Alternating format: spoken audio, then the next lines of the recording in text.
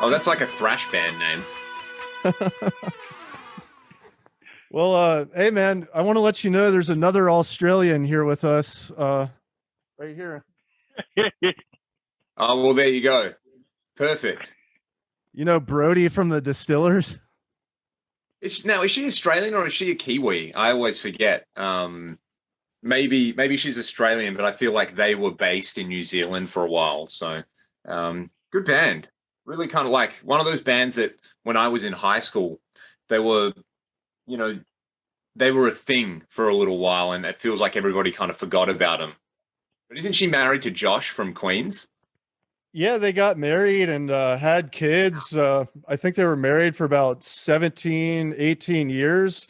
And they got a divorce at the end of Right. 2019. Uh, Right. Oh, interesting. That's crazy. Small world, man.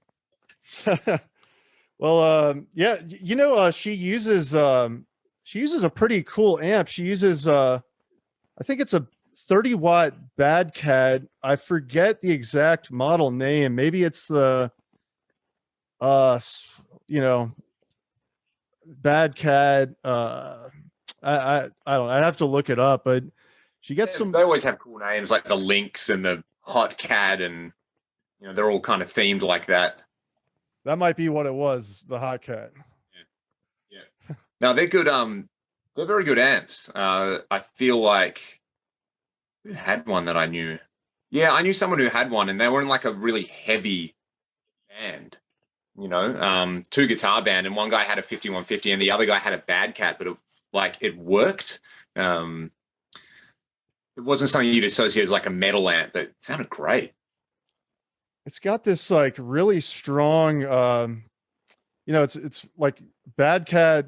Is the perfect name for it because it's got this kind of like roaring gain sound, like a real in-your-face gain sound, and I could see mixing a 5150 and one of those like really well. Like there's a guy that I recorded my album with that was really into to like mixing amp sounds. Like I think we did get like a almost like a really saturated blues breaker sound, and then we put a high gain sound, and we just added them together. And I mean, I didn't really know that secret until I hopped in the studio about a year ago, and I'd heard of it, but I always thought it was like way over the top, so I never did it. But that is a real serious trick to tracking guitars.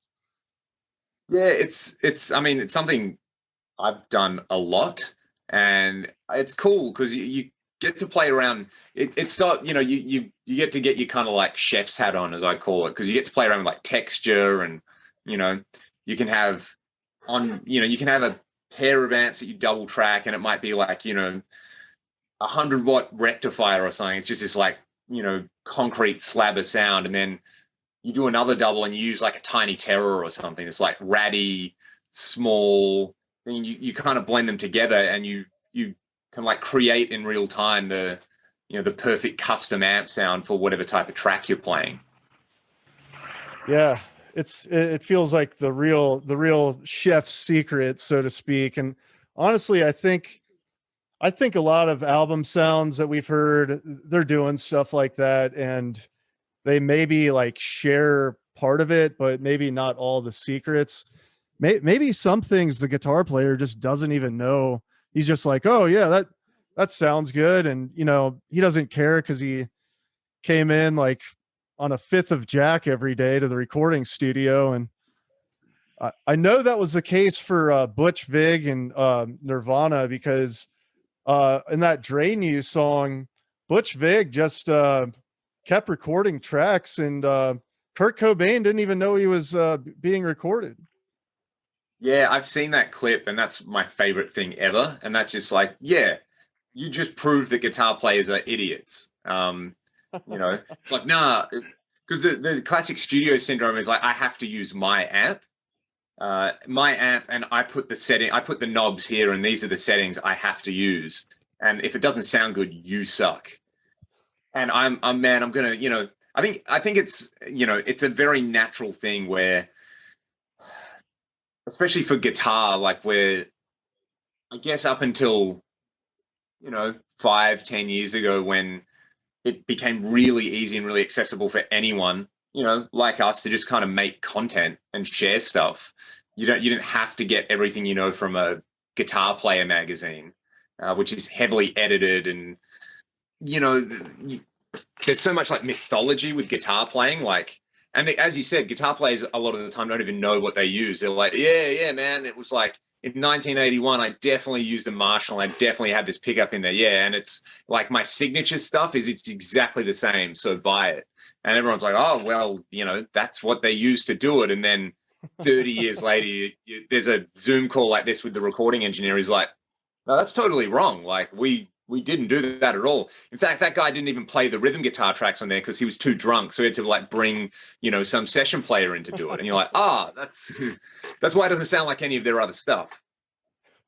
Totally. That definitely happened in the 80s with all that production money for all the hair metal bands. That had to have been the case for a lot. They just called in George Lynch or something to do the CC DeVille's guitar parts or something. Yeah. I'd heard a pretty interesting story related to that without giving too much away, with our big hair metal band who had a hired gun guitar player come and do an album with them, and said hired gun was also a very good multi-instrumentalist. And it's, you know, some good sources tell me that maybe they went and actually replayed the other players' parts after the other guys had gone to party. So and then they left the band, and then people wondered why you know, like that kind of. I think there was a lot of that happening where, well, I mean, I know for a fact as well. There's an interview with I forget the Megadeth record where, you know, Dan Huff produced it, and Dave Mustaine was like, "Yeah, we were remastering the album." And I went back and I listened to a bunch of my parts, and he's like, granted, I was wasted at the time we were doing it. I was not in a good place. And he's like, I'm listening to it, and Dan replayed my parts. And he never told me. And he's like, you know, I'm not upset that he replayed my parts because I probably sucked. But I just wish he told me. I wish he was honest with me that, you know, he had replayed it and that I wasn't up to scratch. I didn't, like, apparently he didn't know that for 20 years or something like that. So, yeah. It's definitely a thing, you know, for better or for worse, I guess. But it gets wrapped up in that kind of, as you said, you know, the number of things I've read in old guitar magazines where, especially some of the old 80s stuff where, you know, these guys have these gigantic racks, and there's a picture of the rack, you know, this is so-and-so's rig, and it'll be the guitar player being like, yeah, we use this preamp and that. And there'll be a little thing underneath in fact, you know, the preamp that they were referring to was this, not this, as you can see in the photo. And you're like, yeah, they don't even know. God, man. Yeah, that actually reminds me of is it Glenn Frick or Fricker, the Spectre Sound Studios YouTube channel? He's mentioned in quite a few of his videos that, like, man, there's a lot of musicians that think they played on albums that I recorded where we had to change it out later. It just it's up to the band. I don't know if they told the guy or not. I just know that we decided pretty quickly that's not usable. So, like, whether they broke the guy's heart or not, I don't know. That's up to them. Yeah, the studio's a little bit like that, where you think you know what you're doing until you really see it in a kind of granular way under the microscope. Even if it's in like a little home studio, you know, I teach guitar for a living, and having a lot of the time you'll be showing student stuff, and, you know, it might be something as straightforward as, like, a classic one is, you know, you show them a Deep Purple song like Black Knight, and you're like, yeah, this is something called swing. You know, you can't play the riff da da da da da da da da da da da da, and they go, yeah, I've got it, and then they, you know, they play it again and again and again. You're like, okay, cool. What we're going to do is we're going to record you playing that, and you're going to hear yourself, and it's like that kind of, you know, someone recognizing themselves in the mirror for the first time, and it can click. Or you can say, hey, this is everything that you're playing is late, or you're rushing too much, and have a look at this. Here's the grid in Pro Tools, and here's you. So you can actually get some kind of really, I just think it's like really good data, so someone can go away and then they can work on it and, you know, improve themselves. And that for me was probably the, like actually being recorded with a band and having producers and engineers who could say, this is what you're doing, this is what it looks like, fix it. Yeah. Oh, I think that, yeah, that is totally useful if the person's open to growing in that way. Yes. Yeah, If that gate is open in their minds, then that's time well spent. I think what he is, but he's obviously referred to in some of his videos as like, you know, he's like, man, I left it up to the band. You know, the guy calling the shots, he can put the headphones and hear that this is no good. Whether the bass player or whoever is open to that, he goes, man, that's not my business. Yeah, big time. I think as well, you know, it's making music and a lot of the like personality traits that you either have that kind of lead you to getting into doing something creative, or that you foster by doing something creative, most of the time leave that, you know, that gate is going to be kind of open anyway. And if it's not, then it's not like the latch is rusted on or anything. You can kind of ease your way into it. So it's and it's probably a case of if people are really, really super against that kind of thing, then they're going to struggle with everything else that's happening, and they might eventually find out that it's actually not for them, which is fine. I would think that, or at least they should learn that, well, I mean, maybe home recording is for you then, because part of what you're paying for in a high dollar studio is you're paying for the feedback of people who obsess over these details. And if you don't want that feedback, well, that's fine, but why are you spending your money in this studio then? Yeah, big time. And I think as well, there's a nice thing. We talked about that, like mythology around, oh, so and so used this and this. Part of it is just the experience is, you know, it's kind of, you grow up your whole life reading about your favorite bands and what they did in the studio. You kind of want to try it yourself. So I think that's a big thing for a lot of bands as well. And it's fun to try it, and then pretty quickly you realize, like, oh, we could be doing so much of this stuff ourselves. If we're just a little bit more prepared, we can save a whole bunch of money. And we went through that, you know, in the early days of the band. We spent insane amounts of money just going like, yeah, we'll book 10 days at a studio and we'll just show up. Yeah, we wrote a few songs. I think we wrote songs. And, you know, you get the bill for it at the end and you go like, and we got what out of it?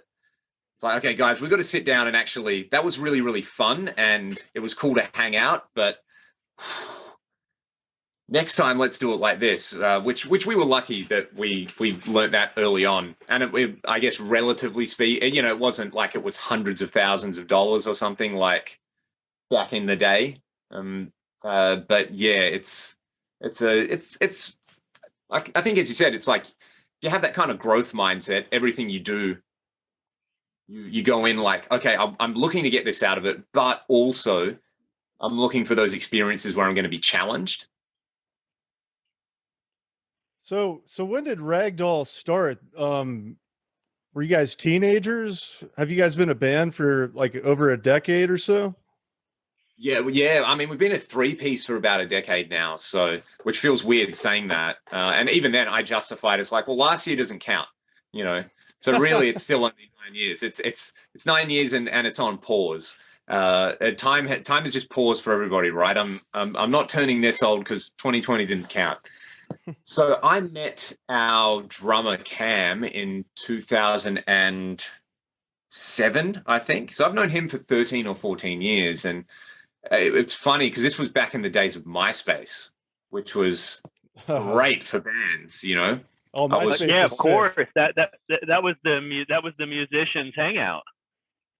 Yeah, and you know, MySpace was kind of interesting for me because when I was growing up, my dad plays guitar, and so I just grew up listening to stuff from the 70s. He didn't really listen to anything post 1986 or something. You know, he just kind of stopped buying albums, and it's got all this mint vinyl. So it was all Deep Purple and Black Sabbath and Zeppelin, and that's what guitar music was to me anyway.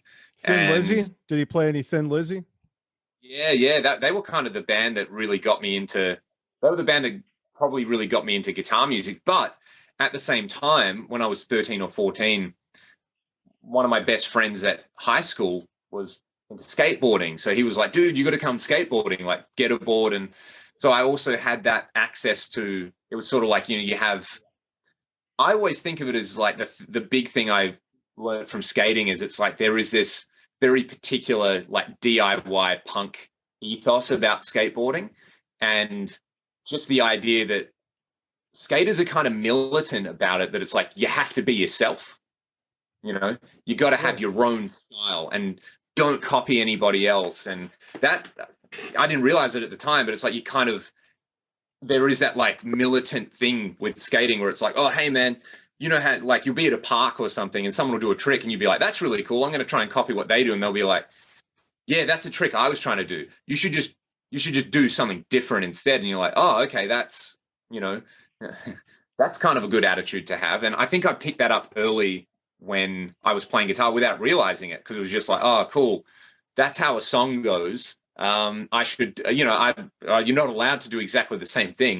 You know, I got to do something different. So I really liked that about it. And, you know, that was early 2000s. So it was the stuff I'd listened to with my friends when we were skating was all like nu metal. And then I'd buy these guitar magazines with the nu metal guys in there, and they'd all be like, yeah, knowing anything about how to play guitar sucks. And, you know, you're an idiot if you want, like, it was the nadir of technical guitar playing. But I was listening to all this stuff from the 70s, and file sharing became a thing. So I was downloading all these things that I couldn't find at my local CD store, like Rat and Dokken and stuff that in Australia was never played on the radio. So it was kind of this like strange, exotic thing. And yeah, I really got into that. And when MySpace became a thing, I was like amazed that there were people who still like this style of music.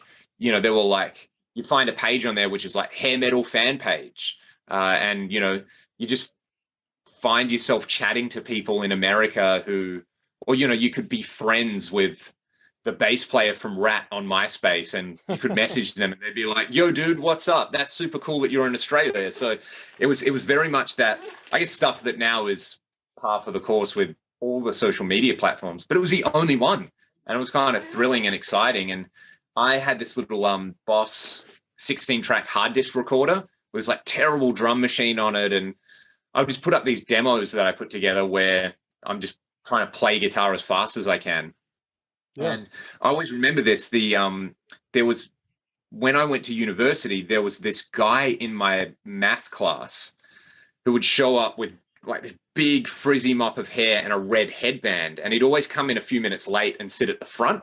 And I was sitting at the back, and I was like, this guy plays an instrument, you know, like always just never said hi to him. And then one of my other buddies is like, hey, dude, I was at a music store the other day, like checking out a keyboard, and you know that guy who comes into our math lectures? You got to see him play bass guitar. He's a monster, you know. And it turns out this guy who was playing bass was playing in a band with Cam, our drummer, and Troy, who now records all our stuff. He's the guy. He owns a local studio. We record all our stuff. He's a great friend of mine. And Troy sent me a message on MySpace, which was like, hey, so apparently like one of my friends goes to uni with you. Like, we know who you are. You've got like long hair and you try to play like Paul Gilbert, and apparently you own an 80A MP1. I own an 80A MP1. So that was the like, I was like, oh, wow, you guys were in Perth. So that's how I started jamming with those guys. And so you've known about the Ada MP1 for like all intents and purposes, like half your life? Yeah, well, it's funny. The original 80A that I have, my dad bought in 1988, and he sold it, I think, to my uncle in the 90s. And then I bought it back from my uncle when I got into guitar, and it was sitting under his bed, because I was like, oh, I've been listening to all this stuff. And he's like, oh, dude, you know, I still have your dad's old 80A MP1. You know, like, that's the thing. If you want that sound, then get this thing. So yeah, it's kind of been this constant background thing in my life. And it was, I guess we'll get to that, but it's like, yeah, when I started doing YouTube stuff, I noticed that I did a video with the MP1 and it went nutty. And I was like, oh, there's another one of those, like, people still like this.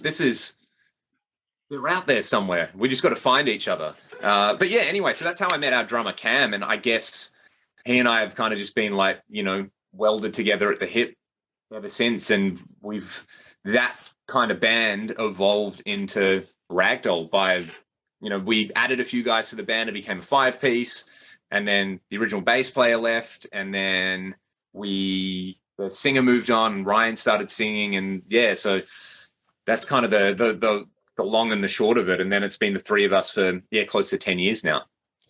I mean, that's like as cool of a story as it could ever get, because, you know, so many relationships, you know, from high school just go by the wayside after you hit 20 or, you know, 22 or whatever. Yeah. Everyone goes their own way, and like, you know, friends end up dying or getting married, or life just happens. And to have some buds that you've known, you know, since back in the days, and not only that, but you've making like great music with them and being creative and sharing like touring experiences. That's freaking awesome, man. Yeah, and I mean, we've said that before. It's like, yeah, you know, it's the myth wears off pretty fast when you're like in another country, sleeping on someone's floor, and you're like, well, this is touring, apparently.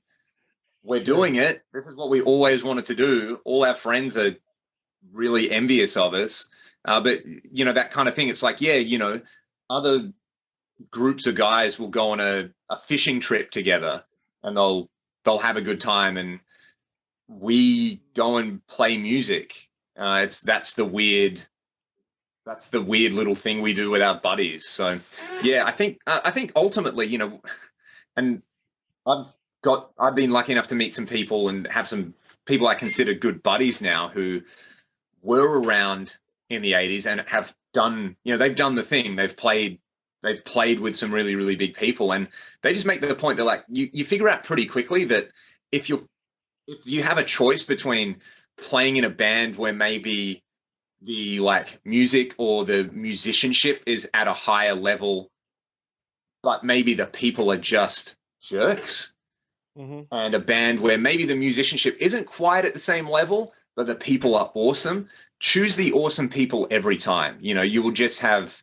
the actual experience you'll have will be of such a better quality than if you're playing, you know, amazing stuff, but with just utter jerks, because you'll be miserable. You'll be playing amazing stuff, but you'll be miserable. Well, for all intents and purposes, if you're touring it, like in a band with that situation where it's like people that are jerks and everyone's kind of doing it for the paycheck, when you're going to city, especially back in the 80s, it's like every man for himself, and you're in a lot of vulnerable situations. Like, let's say you're at a bar drinking after the show and you've got a bunch of band members that, you know, don't have your back, or like they don't care enough to step in if something happens. I mean, that really sucks, versus the other scenario where like nobody starts shit with you because you've got a group of like 5 of your best friends together. Yeah, and you know, I was talking to my dad the other day about something, actually, and something came up, and I was like, yeah, there's, you know, come to think of it, there's been a few times where we've been playing where I've had my guitar Keith Richards style ready, you know, like things have been that close to being really bad, with someone coming on the stage or hassling someone backstage, you know, where you're just in like a hairy situation where you don't even realize, and you're like, oh, why am I holding this by the neck, kind of like a war hammer or something? This is a crazy situation, you know. And same thing where it's, you know, I've been in situations, especially in the States, where, you know, being a kid from Perth, Western Australia, you just forget I guess there's this level of baseline confrontationalism that Americans have that Australians don't have. Because the furthest anything will escalate in Australia is like fists. And that's not the highest level of like escalation into like trouble and violence you can get in the States. It's like, oh yeah, I forget that, if you're in Texas, there's a high chance that there's just a lot of firearms around you, which is something that just doesn't, that just doesn't happen in Australia because, our culture and our legal system and all that kind of stuff is just different. So if someone's being like a real jerk to you and being confrontational, that's not as far as it goes. So you have to kind of factor that in and be like, oh, okay, no, that's like mid-tier. I guess Australians are probably just really passive aggressive. So, there's been a few times, I always remember this. It was on my birthday one year, and this guy was just like at our merch stand, like pulling stuff off. I just kind of walked up to him and I just said, I was like, hey man, don't do that. Like, that's our stuff and we're trying to sell it. And he just got really in my face. And yeah, I forget what it was. And, he was just out looking for it. And it was kind of like, I felt Ryan, our singer, he just kind of like grabbed my arm and he was like, hey man, let's just take our stuff and leave this guy alone to his misery because he'll find someone else. So yeah, situations like that are, as you said, you don't realize it at the time, but the number of times the guys in the band, like my buddies, have just inadvertently pulled me out of trouble or had my back, or you get sick on tour or something like that where you've got a cold or and it's like just the way people will everyone else will just kind of do a little bit more to make it easier for you for a couple of days and kind of vice versa. If someone's not feeling well or, dumb stuff that happens, like the drummer, slips and rolls his ankle or something. So, you're not going to make him drive the van. You're also like super freaking tired too. That's like sleep deprivation is like a real thing for you guys, right? Yeah, big time, man. It's, it's interesting. I know in Australia as well at the moment, and this is good. There's just in general with a lot of people are actually talking about, it's good to look after your mind as well as your body, but especially in the music industry. It's like when you start seeing some of the statistics around, especially things like suicide and drug and alcohol abuse and depression, and it's, as I kind of said earlier, it's, I think being creative, you're going to have these personality traits which you foster and which originally attract you to that. But the dark side of that is that a lot of the things that go along with the lifestyle with it can really hurt people. And, especially when you're like driving city to city and you're staying up all night and I don't know, you're sleeping on someone's floor or you're sleeping in the van or, you're always cranky, and it's really easy for something that otherwise would be nothing to just really set you off or something like that. So having that, if you're with people who I think understand the same thing and they're kind of looking out for you, it's sort of like, you just have to be able to say like, hey man, look, 5 minutes ago, I was a douchebag and I apologize and I didn't mean to do it and I'll try not to do it again. And they're like, yeah, it's cool. I actually don't care that much, but it probably seems like I do more. Whereas if you're with people you don't like, or maybe you don't get on with, that can become toxic really quickly. Yeah. It's like, you give me a pass today and I'll give you a pass tomorrow. And it's just we know how it's going to be. Exactly. That's it. To add just a little bit real quick to what you just said about like musicians and mental health and whatnot, there's so many musicians, just like regular old bedroom recording musicians, that might lead like 5, 10, 15, 20 years without ever seeing like their visions realized or rewarded in any way at all. And the delusion to keep, I say delusion, but if you're really good and you've just struck bad luck, that's like a different scenario. But if you're lying to yourself about like why you're making music, why you're in it, I could see that like torturing someone that's just been at it for a really long time. I've kind of got the approach where like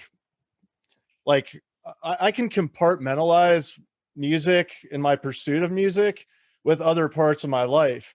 But the caveat to that is that like the musician image spills over into everything else. So like just like the way I like to dress or look kind of puts me in a position where I can't navigate certain parts of society. I'm kind of like stuck in my musician mentality, and that's all I manifest, which I'm okay with it, but it does play games with your head because there's things you end up wanting as you grow older, and you might not get them because you're stuck leading the musician lifestyle.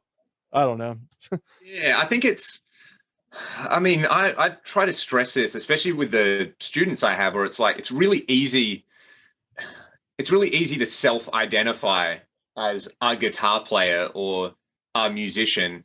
And I think it's especially if you get into it when you're a teenager, like teenagers kind of crave respect and they crave status because they don't have it, they're in that weird transition period where you've gone from being a child where you've had your parents, well, if you've been lucky enough to have your parents caring for everything you do, and you have this high status because you're a young kid. And, as you know, if you take any gathering of humans, if it's a bunch of adults and you introduce one kid, the kid is the focal point. Sure. Everyone like pays attention, especially, and the younger the kid, like you bring a baby into a room of people, it's the rock star. I feel like I saw something recently where this guy, he was a psychologist, and his thing was like status anxiety is a big driver in a lot of mental health things, and it plays into things like consumerism. And I mean, here's me talking about consumerism with a wall full of guitars behind my head. It's definitely true. But that thing when you're a teenager and it's like you've lost that status of being, a young, cute baby, but you also don't have the respect of being an adult. You haven't like earned your stripes. So you're in this weird limbo. And the thing that can give you immediate respect and immediate status is, here's this thing, guitarist, drummer, musician, that thing has status and that thing has respect. So I'm just going to like glue my identity to that. And that's going to be me. I'll let it overtake me. So you end up with this kind of situation. And I know this from self-experience where it's like when you're not doing that thing or when you're not being recognized as musician, guitarist, creative, you don't have a sense of self. So if you're not, so you get this anxiety around not like, I didn't write a song today. I didn't practice today. I didn't buy a new piece of gear this month. And for me, breaking that down and realizing that was like, I have all these hangups that are actually just coming from self-identifying as, musician or something like that. It's like, dude, you're a person, your life's happening. Just live it, and primarily you got to be a person first, So I really try to strongly stress it's like, I'm a person who really, really loves music. I really, really love guitar, and lots of those things flow back into how I look and things that I do. But I can't let that be everything. There's a lot of other cool things in life that happen that are worth doing. Well, that kind of reminds me of some of these blues guys where, watching some of their biographies. I think it was John Lee Hooker who said, you need a good mix of living life and your musicianship, like writing your songs. But I mean, those blues guys in the, starting from the 20s, 30s, 40s, they were hopping trains. They were working odd jobs. They were moving from city to city. Those guys live the traveling bluesman lifestyle, and like all that soul and emotion and the tension and release and things like that. I mean, I think that informs the music just as much as technique and virtuosity and stuff like that. Big time. I mean, I got really lucky. Like I was saying, my dad still plays guitar, plays really well too. And one thing he would always say was like, you know, you can hear someone's personality come out in their playing. You know, sometimes you just know if someone's if they're playing from the right place, it'll probably connect with you. And it's a bit of I know that's like, you know, it's a cliche, but it's kind of like any cliche, there is a kernel of truth to it, where, yeah, you know, the reason, and it's one of the interesting things, and it's kind of cool to see. I know there's some kind of big music theory channels that I watch where they talk about the blues and blues as not trying to analyze it through this lens of, you know, European aristocratic music theory, where they're like, yeah, you know, blues has these conventions that do not like neatly fit into equal temperament harmony stuff. And that's why it's so great to go and do it. And I think part of it is living it as well. You know, there is that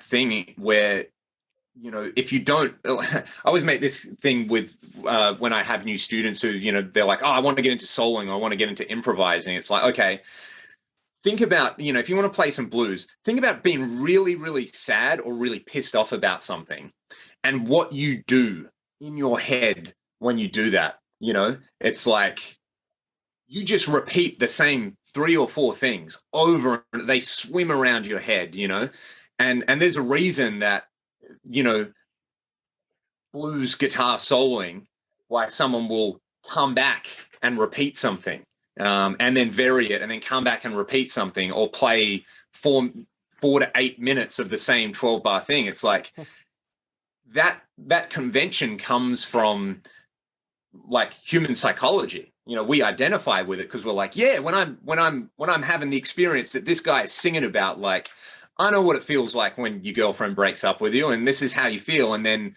when I hear BB King play, or I hear, you know, Stevie Ray Vaughan or something like that, it's like you're not really hearing, oh, C to D to E flat back to D, you know, 1 minor third slight quarter tone bend. You're just hearing this experience, and you're really identifying with that.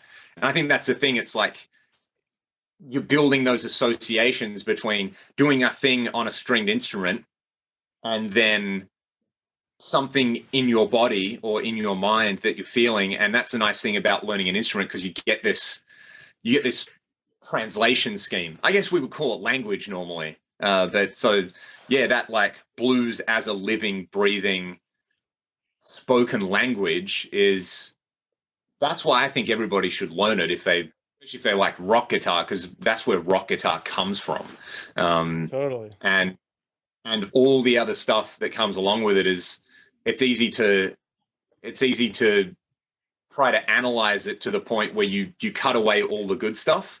Because I mean, like, hey, you could learn about cooking a steak by analyzing, you know, all the molecular and biological components of it. But sometimes you just got to get the thing and grill it and play around with it and see what you like, you know? Sure. I mean, you know, some of the players that come to mind that really like broke through and like, you know, rewrote the language of music as we know it, like the Charlie Parkers, the Louis Armstrongs, the Dizzy Gillespies, Miles Davises, you know, their stories too, along with like the bluesmen, like back in early 1900s. I mean, just like you were saying, like it's not about like thinking about the notes in sequence. It's about blasting off with this expression, and just to think all the consequence that they would have had if they didn't play that gig in wherever, you know, Kansas City perfectly. They, you know, they were done for a couple months. They had to keep eating, and and also like just having a way of like connecting with like their fellow musicians and community members back then. I mean, I wish there was something like that in today's world. And I know you can maybe try to reenact that in your own hero's journey. But the fact of the matter is, who are you going to meet who has the same hero's journey as you, you know? Yeah. What happens when everyone's the hero? You know, it's a bit like you're trying to play an it's the difference between playing like, you know, The Legend of Zelda Ocarina of Time, where you just get this game, you're not online or anything, you're just playing the game, you're playing the hero, you get to do this thing, versus playing like joining an online server and trying to play like COD, where everyone is the hero. And you know, you last about 12 seconds and then you die and then your buddy has to revive you. It's yeah, it's pretty funny. It's pretty funny in that regard. But it's, you know, on the flip side as well, is, you know, say I listen to Van Halen and then you watch Eddie Van Halen play and he's got this giant smile on his face and you listen to him play and you can hear that joy, you know, that he gets from playing an instrument. It goes both ways. It's not just about, you know, the gutsiness and kind of the misery. It's a full range thing. Or you can listen to other players who, you know, just have this kind of like, they might have this like beautiful kind of melancholy in their playing. Or you listen to some people and they're just cool. Like you listen to Billy Gibbons play guitar and he's the coolest guy on the planet. And the way he plays guitar is like that. It's just, dude, everything you do just sounds cool. I need to check out some more ZZ Top. I mean, so many people, I hear ZZ Top like 2 or 3 times a month, and I got into them maybe for a couple weeks, like 5 years ago, and I just never, right. you know, like, it's just some things don't exactly speak to you, but like, I know they're a really good band. I know the rhythms are amazing, all the arrangements, but I need to give them another go, basically, because I hear Billy Gibbons mentioned like 2 or 3 times a month. But like on the flip side, I'd be more of like a Fabulous Thunderbirds sort of fan, like yeah, Jimmy Vaughn. That's cool. So there's another guy who to me is like, I remember being really into Stevie and being like, oh, he's got a brother, and expecting Jimmy to sound exactly like Stevie, and I didn't get it. I was like, huh? Like this is Jimmy Vaughn? He doesn't sound exactly like Stevie Ray Vaughan. I just didn't get it at the time. And again, that's like cool. You put that in the context of like, and with Stevie as well, you know, that Americana thing, it's like, I think most of the foundational rock music and hard rock music really started in this kind of ecosystem of counterculture and protest. And it was especially in the United States, it was the United States coming to grip with like its imperialist tendencies. For example, it's like, okay, we're trying to be world cop, but these are the consequences, you know? And like the pushback against that is, you know, you get Woodstock, you get Creedence Clearwater Revival, you get Dylan going electric, you get this amazing, like, people didn't, you know, especially the Dylan going electric thing, they're like, this isn't folk music, you can't do this. But he was writing a new folk music, you know, and that kind of became the thing. And then in the 80s, I think it was almost like a reevaluation. It's like, oh, hang on, there are actually still some good things. And you have that thing where it's, you know, you go back 25, 30 years. So a lot of stuff was like, what was good about America in the 50s? Oh, we had these things and we had cool cars and, you know, we had these forward-looking, you know, that kind of like futuristic stuff. And then, yeah, you know, like you listen to Fabulous Thunderbirds or something like that, even the name, you know, and it's like, yeah, even that kind of thing, or you know, Stevie with the blues stuff, or lots of other things where it's sort of like it goes from, you revisit the old stuff that maybe people were rebelling against, and you're like, oh, actually, we've kind of like got rid of all the stuff we didn't like, and here's the stuff that's left that we like, and we're reincorporating that into kind of into the culture, I guess, and which is sort of, I guess, like I've seen that a lot of my younger students love 80s music, you know, which for me growing up I was the weird one who loved all this hair metal stuff. And to them, they're just like, oh yeah, that's pretty cool. Like, I like Rat and Dokken, and well, I'm not that into Poison. I get that they were big at the time, but you know, I like this stuff that kind of, you know, maybe if you were like a diehard thrash fan at the time, you would never listen to it.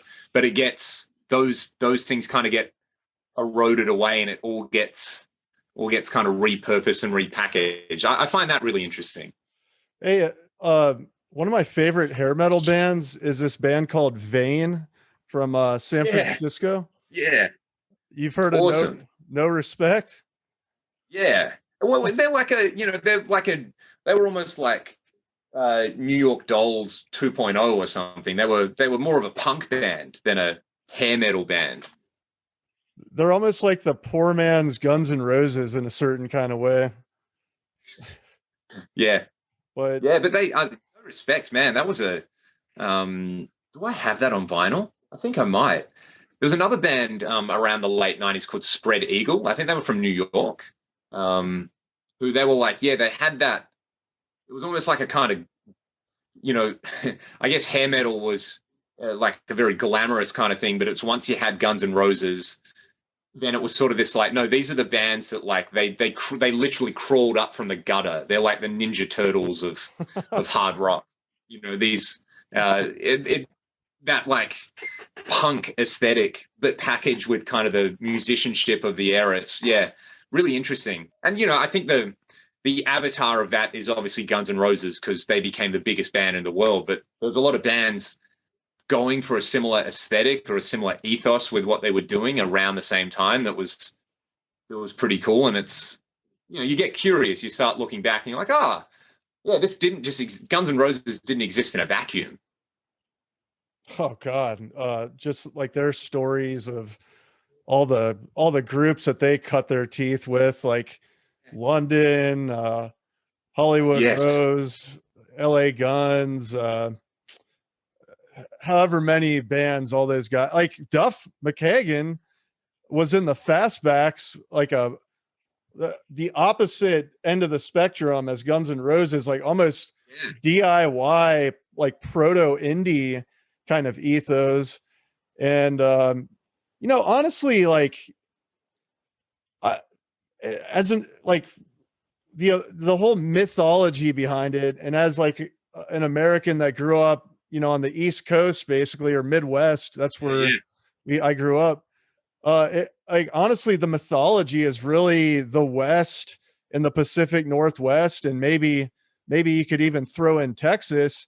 And then the other half is like, I mean, we've got like the old school culture. We've got like the blues and country and jazz and stuff like that. But like, you know, all those bands, I think they were influenced by some of the indie ethos, like what you could do on a self-promotion campaign in the 80s with like flyers and clubs, word of mouth, the small record labels. It seemed like not only like some of the indie and alternative, which wouldn't have been called alternative at the time, but they kind of like shared some ethos with the LA guys. And it's really interesting to see how it cross-pollinates. And you mentioned, you know, the tides turning socially from the 60s to the 80s. And you were talking about like militarism in the late like the culture rejecting militarism. But I almost look at metal and hair metal and hard rock as a return to militarism in almost its most perverse kind of way. Because like the metal dudes were like singing about the deepest, darkest aspect of it.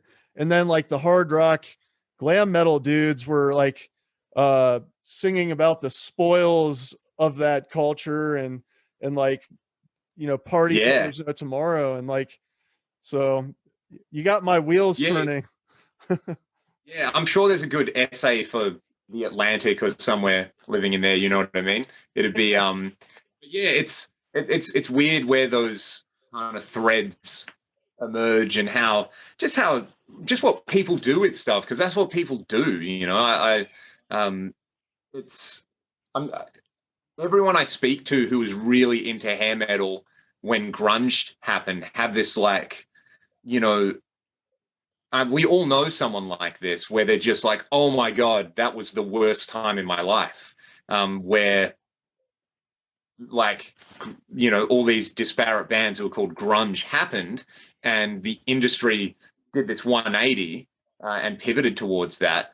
And lots of people who were, you know, as you said, it was like the spoils of war kind of thing.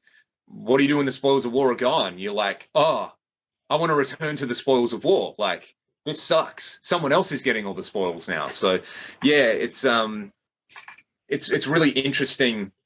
And my hot take with all of it is that, you know, for someone like me, I spend a lot of my time doing YouTube talking about like, here's some cool guitars and here's a cool amp and here's a thing you can do. Whereas all the important music that people are going to make in the next 10 years is probably just all going to be done in Ableton, you know? Sure. You know, I already feel like an old person because I use Pro Tools as my kind of primary, like, tape machine, glorified tape machine. You know, that's how I like to work. And a really good example of this is one of my students is, they would be 18 now. I've been teaching them for on and off for a while, and they didn't come to lessons for maybe a couple of years. And when they were 16 or 17, they really got back into guitar and they were into looping. And I was like, oh, that's cool. Like, what do you do? And he had like the Boss looper and like 2 little cheap, like knockoff reverb and delay pedals. Okay. He came around and I was like, you know, it's like Velcroed to like literally, you know, those, you know, a clipboard, the plastic ones you can get. He'd taken his school clipboard and Velcroed it to that. And he comes around. I'm like, cool, man, show me what you've been doing. And he just starts playing this stuff that it sounds like something you would hear on the radio. He was doing this like Tash Sultana style looping. Oh. And I was like, this is really good. He's like, oh, I'll show you a video that I took on my phone at home. And he had an old Casio keyboard that it just had. And he'd figured out that it had a drum machine and it had a bunch of like keyboard sounds. So he was like, yeah, what I do is I have a mixer, so I plug that in. It all goes through my looper. And he'd just been doing like 3-minute videos from his phone and posting them on his Facebook. And all his school friends were watching it. And he became this, everyone was like, man, this is amazing. Like, you know, you should be, we have an independent radio station here, independent government-run radio station called Triple J. And that's kind of, you know, the sort of stuff they play. And I was like, oh, that's really cool.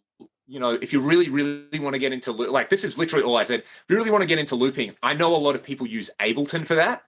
And he's like, oh, what's that? I was like, oh, it's the DAW. You can get it. You've got a MacBook. Just, you know, get a trial and see how you do it. Literally a week later, he comes in, he's like, check out this song that I made in Ableton. And with knowing nothing else, he'd figured out how to use MIDI. And he wrote this like awesome, like chill EDM style guitar instrumental. And he's like, oh yeah, I watched a video on automation. He'd automated everything. So he's got these big like rises and drops. And I was like, how did you come up with this? He's like, oh, I just tried to make it sound like the music I like, you know? So all these kind of swells. And yeah, he just like really intuitively figured out how to use this program. And now he makes music, you know, that's kind of his thing. And it's really interesting how he kind of really found his voice on a DAW. You know, that was the thing that kind of happens. Yeah. And the world needs to watch out for that kid, man. Like, it sounds like he's on his way to something really amazing.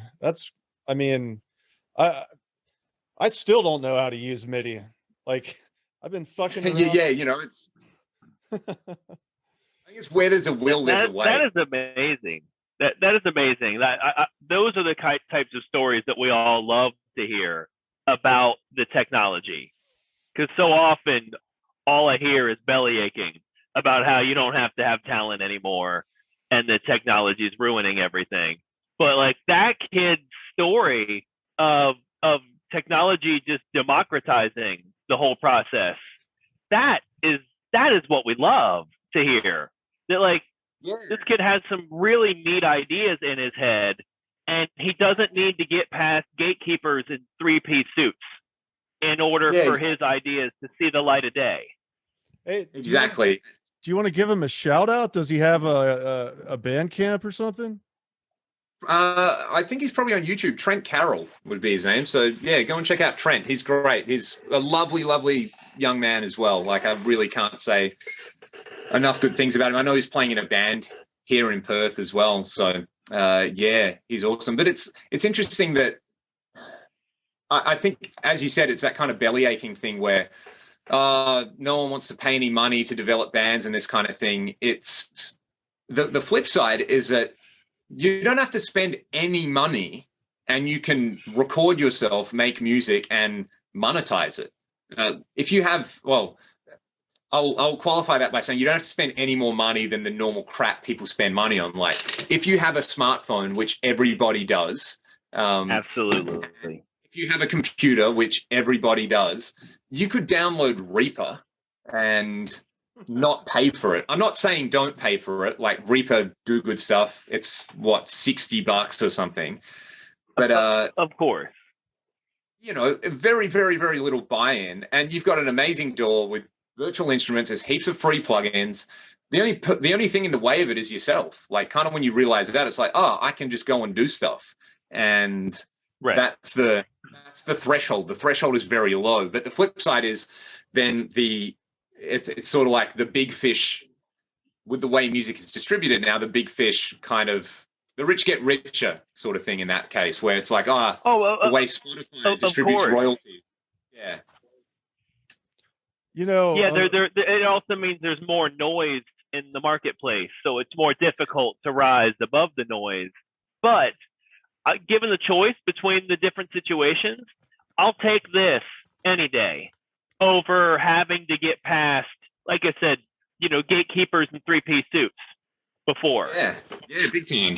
And I mean, it's kind of the same thing. The thing I like about it is, you know, watching the stuff you guys do, it's like, I just saw the logo and I was like, I'm going to like this, you know, I'm going to like this. This is like 90s Nickelodeon. This is what I grew up watching.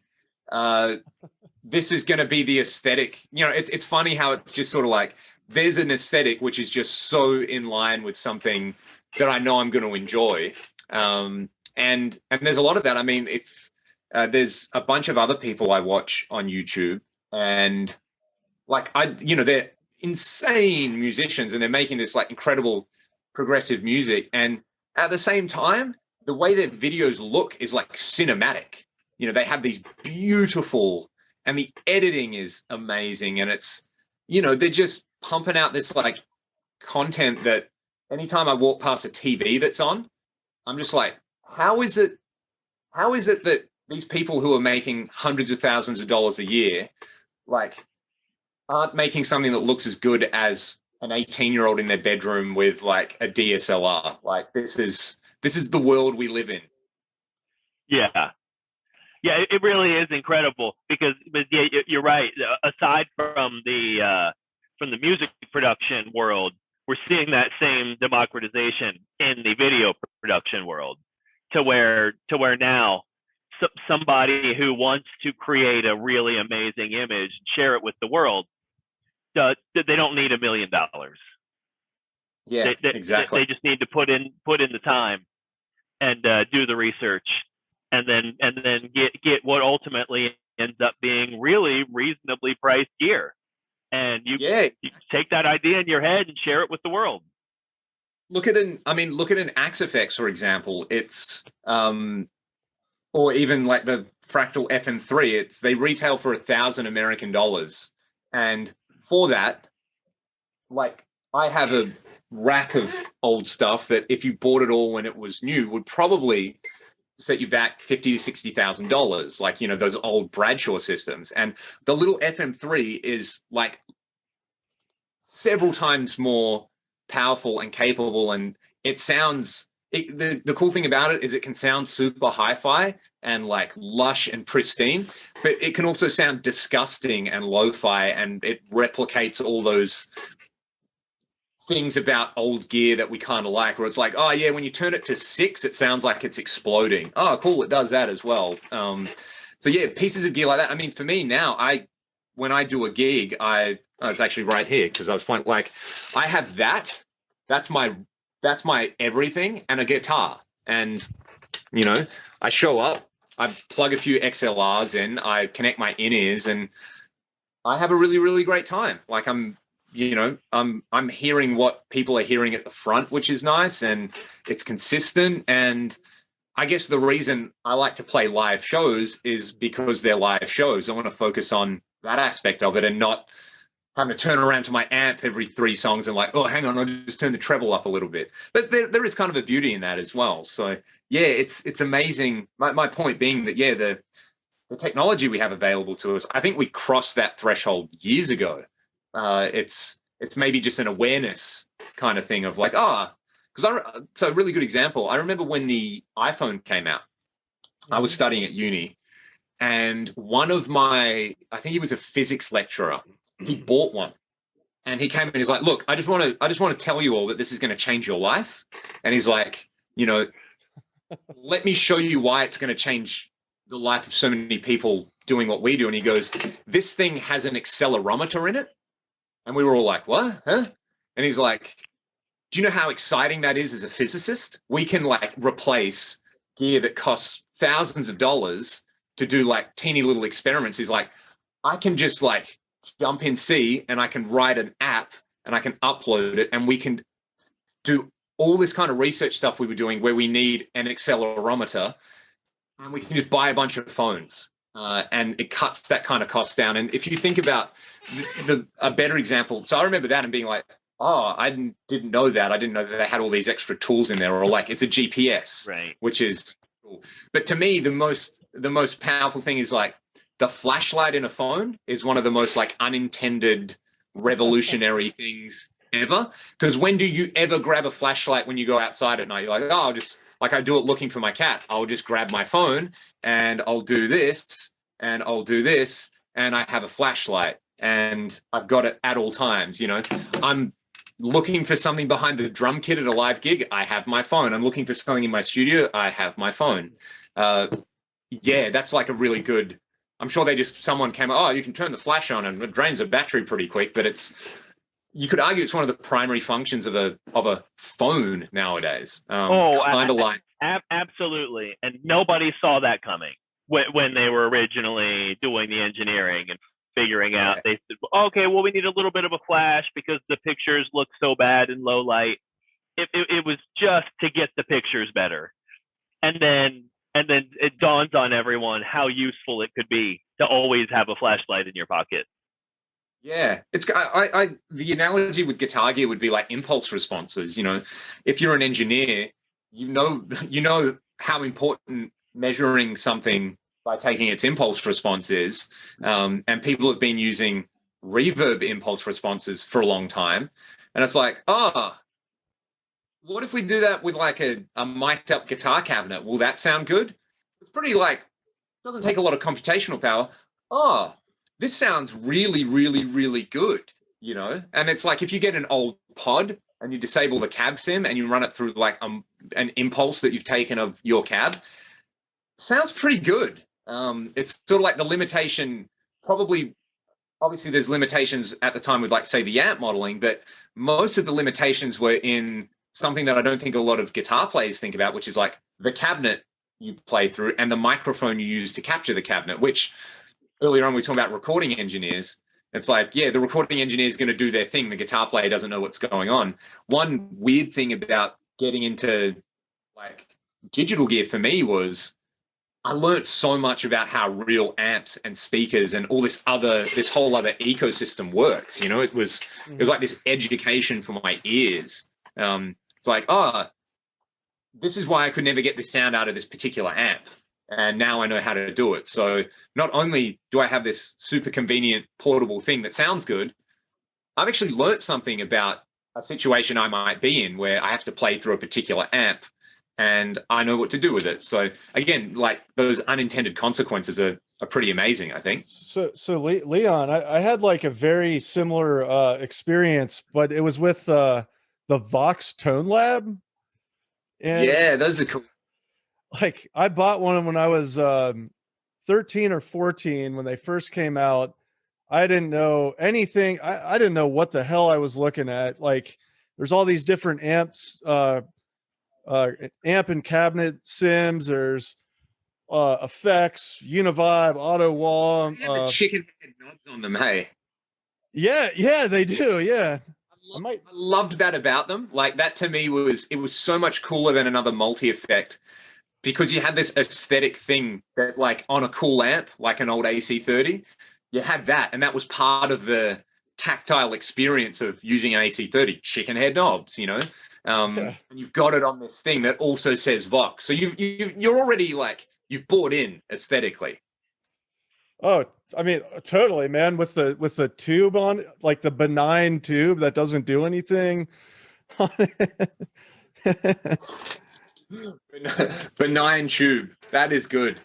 I'm stealing that. That's so funny. Take it. But yeah, like it also taught me a lot about like modulation effects. It had a great section for chorus, phaser, flanger, rotary. I wouldn't have known what the hell a rotary was if it wasn't for the Vox Tone Lab. It had a digital delay, a multi-head delay, and tape delay, I think. And yeah, still, that's so cool. Still to this day, I can't really find a good multi-head delay. Maybe I just haven't looked like hard enough for it. I mean, I know like the Line 6 Echo Pro might have it, but I just haven't. I cut my teeth on that Vox. That's the only thing I had for like 15 years. I didn't get into gear until like literally 3 or 4 years ago. So I was playing a Vox Tone Lab for 15 fucking years, and like that's what caused me to like fall in love with like 6L6 sounds or EL34 sounds. And it taught me how to get like a late 60s like high treble like Beatles or Birds kind of tone where it's like for jangle pop. And it taught me what a rotary was, like the Hammond B3 with the rotating Leslie. And I mean, if I wouldn't have had that, I wouldn't have known any of what I know today. But at the same end of the token, I actually wanted to talk to you about Axe effects and all that stuff. So for the amp purist, which I would kind of still put myself in that category, I'm obsessed with rack gear. I'm obsessed with amp heads. Like I'm an old school amp guy. Like, how do I ease in to Axe effects? Is it like a hard learning curve, or can I just jump right in? Like, what do you suggest for the amp purist when it comes to that? It's interesting that you mentioned the Vox multi effects, because I'm thinking about it now, and I had this experience. The first thing I had playing guitar was the old Zoom 707 and headphones. Mm-hmm. And there's a preset on there, which is this stepped phaser sound. I didn't know it was a stepped phaser. It just had some dumb preset name. I always remember bringing it up, and in my headphones, it was the most incredible thing I'd ever heard. And I just sat there playing like 3 notes. And it was like E, F sharp, and G, and then G, F sharp, and then bo-do-do-do-do-do. Literally for days, I would just put my headphones on and be like, oh, this, that was like, that might have been the thing which sealed the deal for me learning guitar, like having a cool sound. And then maybe a year or two later, for Christmas, I got a Boss ME50, and that was kind of like a similar thing for me, where it's like, yeah, you have, what's Univibe? Oh, that sounds cool. What's like, what's hall reverb versus room reverb? What's, compression? What does that do? So if you spent that much time with something like the Vox, I think you'll get it. The thing to wrap your head around is, I guess those older multi effects were just like you turned something on, and the engineers determined where it happened in your signal chain. Okay. You had there was like that preset. It's wah, compressor, drive, EQ, that kind of thing. So the thing that I like so much about the fractal thing is I just kind of think of it like a sandbox where if you load an empty preset, there's nothing. There's I forget how big it is it's like a 6x16 grid with blocks, and I just think of the blocks as virtual pedals or rack effects, and you can route anything anywhere you like it with these various types. So you can start it and you can go like, okay, well, what do I have? I have my input. I better put an input block on there, and then I'll plug that into an amp, and then I'll plug that into a cab, and kind of studio style. It's like, oh, when you're in the studio, you might mic your amp, but then you'll put like a reverb plug-in on it, or you'll run it through a piece of outboard gear. So you've got like a mono source, and then you make it stereo or something like that. So you can go like, oh, cool, I want a multi-head echo. There's an entire block devoted to multi-head delay, and I can set any parameter I like, you know. I can set up. Is this all in box, by the way, or does it have software that accompanies the gear? The great thing about it is, yeah, I think their editor is probably one of the better software editors out at the moment. So that's what I do. I have my XFX3 on my desk because it's kind of, you know, it's the thing I use for everything when I'm recording, and that's hooked up to my computer monitor. So I've got Pro Tools open, and then I've got the editor open, so I can just click, click, click, connect a bunch of things. And yeah, I really like that aspect of it. And I mean, the other cool thing as well is you can just, there's like 500 different presets. So you can just, I like spent a week with mine when I first got it, just going like preset 1, there goes half an hour, preset 2. And the thing I like about it is, and I was kind of saying earlier, it's, you know, you have hyper specific emulations in there that emulate all the good stuff and all the bad stuff about them. Like, you know, a Boogie Mark series is a really, really fiddly amp to dial in because of where the bass and treble controls are in the tone stack, and how you set the graphic EQ, and all of that's replicated. So yeah, I think nowadays where they're at with it is like most stuff just sounds really good when you fire it up. Like you bring up a Marshall JCM 800 model and you're like, it's not just, it doesn't just sound like a Marshall JCM 800, it sounds like a good one. Like they've modeled a really particularly good sounding one. So you bring it up and you're like, whoa, that's awesome. I like that. So yeah, I think it's worth just diving straight in, you know. And if you're into the old rack thing, you'll really like it, because the more old rack stuff I try, the more I'm like, like a TC Electronics G-Force has the grid thing, and it has the modifier, the synth style modifier control, where you're like, oh, cool, I can set up an LFO to sweep the delay time between any values I want. That's kind of fun. Or, you know, you look at something like the old Lexicon PCM81 and the way they structure their multi-tap delays. You're like, oh, there's a thing in there that lets you do that. And the old Eventides as well is like, there's a lot of those kind of cool pitch-based effects and diffusers, and there is an element to it where, I guess the first one I got was the old XFX Ultra, and that was like kind of, that had a big learning curve because stuff was kind of buried in menus. But now the good stuff is kind of, like they have authentic style controls for amps. So if you bring up a Tweed Deluxe, you have a gain control and a tone control. Yeah. So it's kind of like the amp. You're like, oh, well, on the amp, I turn it up and there you go. So yeah, it's when you wrap your head around the workflow with it, it becomes a pretty amazing, like creative, almost like sound design kind of tool. Yeah. Or you can just fire up a few things and rock out. Do you need like a newer DAW for that, or can you, like, for example, I'm using Logic from like 2010. Would I need to upgrade my DAW for that?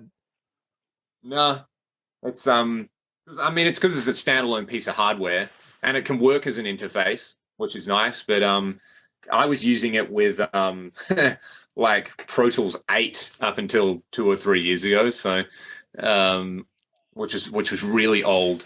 But yeah, it's I don't know, and I'd qualify that by saying there's a bunch of other things out there which are pretty good. But I think when the original XFX came out, that was like the first thing where people went, it's happened. Like we've crossed the threshold where we have a pod, but it sounds good, you know? Yeah. And yeah, and the cool thing about Fractal is like they're like software development, you know. I know some people complain about it where they're like, oh, I only just installed the latest firmware and now you put something else out. It's like, since I got the XFX3 in 2000 and when did I get mine? 2019 maybe.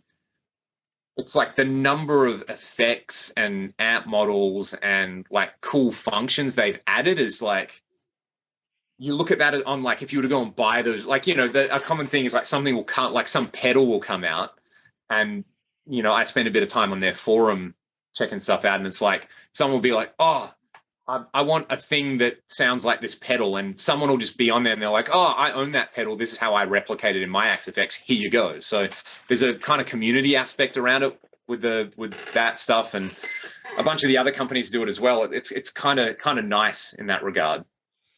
Yeah, I saw.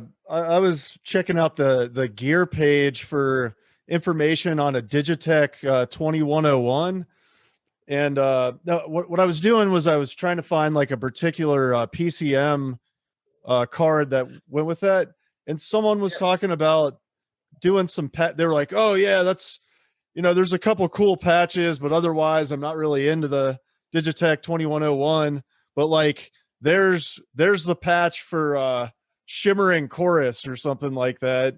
Yep. So yeah, it's cool. I've noticed maybe I've just become more aware of it, but doing the YouTube thing, for me, it's sort of like my my passion project is old rack gear. So it's like, hey, I should be doing videos about this stuff if I'm collecting it. And just the kind of wealth of knowledge where I guess people who, you know, used this stuff back in the day and had really specific things that they got out of it and the way they worked it will email me or something like, oh, hey man, like, you know, I have one of these, as you said, one of these PCM cards. I've dumped all the data from it. Do you want it? And it's like, yeah, that would be awesome, because it's not a case of it being like, oh, now they're ridiculously priced on eBay. It's a case of you can't get them. Yeah, like they're just proper unobtainium. So that kind of thing is cool with that, as you said, with like the old 2101, which at the time, you know, it's easy for me to look back and go like, oh, what did all these pro players have in their racks? Well, they had H3000s and Lexicon PCM70s. It's like, if you were one of us geeking back in the day, you probably had an MP1, a quad reverb, and like, you know, one of those Moss valve power amps. That was your rack rig, and some like real basic thing to change programs. You weren't doing the MIDI CC thing. You weren't, you know, running a 15 space rack with a custom mixer and all these kind of things. You just kind of using a few things and getting the most out of it. So, hey, do you know anything about the Rocktron, the IntelliFX online? Like it's impossible. I don't want to say it's impossible, but the blackface IntelliFX, they don't come up very often on Craigslist or Reverb over here. And what does come up is the IntelliFX onlines. Is that still in operation? Can you use those anymore?